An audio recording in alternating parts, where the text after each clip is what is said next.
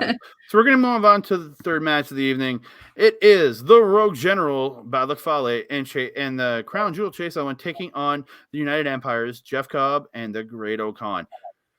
Again, I spoke at length about my opinions on Fale during the last couple episodes of New Japan Puroresu Review. Again, he's not as bad in here because he's not having to be the entire match. But with these three men he's in the ring with, and I see it. It's in my notes. Fale looks very slow.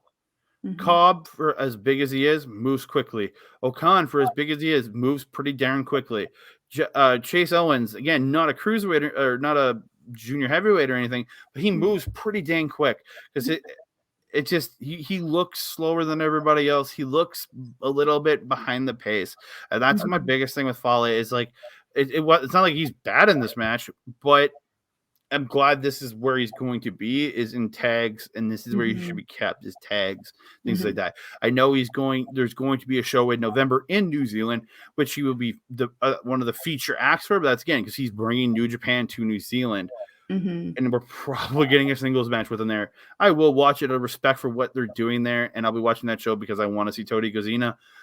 But this was a fine match. There's nothing wrong with this match. I think they did a good job. One thing is the General's Jewel, Fale and Owens, they have this rocket launcher type move. Yes. And it literally just looked like Fale just kind of touched Chase as Chase jumped off the top rope to do an elbow, essentially a rocket launcher into an elbow.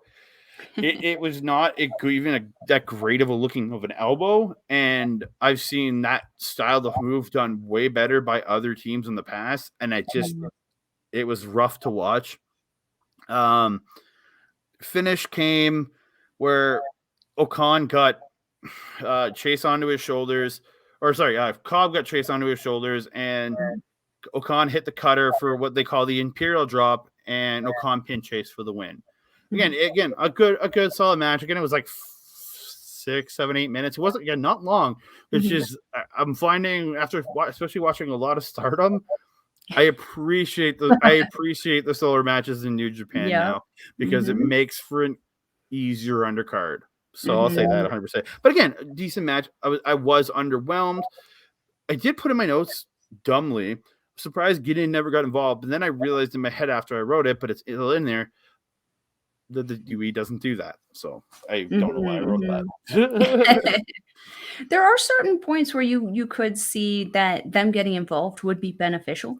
I don't know. I know that they're a heel faction, but it's obvious that they're not going for that kind of heel aspect within their faction. And to be honest, I appreciate it because it shows that they're confident in not only their own abilities, but in their teammates' abilities. We always got to shout out the Tongan massage parlor move. That's my favorite thing. That's one of the only real highlights of Fale's moveset that I enjoy anymore. That's funny. And then, of course, you have the Jeff Cobb's kind of almost comparison in the surfboard where he's having fun. Even Fale did it. Like I think he did it to Fale did it to O'Khan. Then he tried to do it to Jeff, and he gets up there and he goes like this and goes to step onto Jeff. Jeff rolls. So he goes step onto Jeff again. Jeff rolls the other way. And it happened like 2 or 3 times. And it was a funny little spot because, and again, those are the things I appreciate out of Fale because in this situation, it works. But when you're in G1, it does not. Nope. Yeah.